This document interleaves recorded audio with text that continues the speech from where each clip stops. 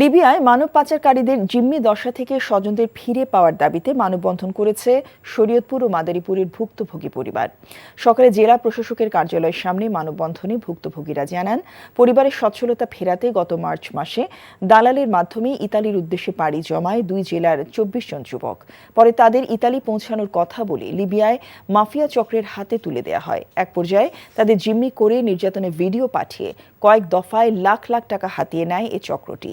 এ ঘটনায় মামলা দায়ের করলে উল্টো ভুক্তভোগী পরিবারকে ভয়ভীতি দেখানো হয়। মানববন্ধন শেষে জেলা প্রশাসক বরাবর স্মারকলিপি প্রদান করেন ভুক্তভোগীরা।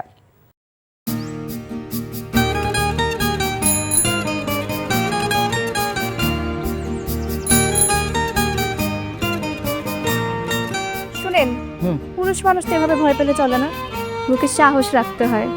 যা বলবেন সোজা সাপটা বলবেন।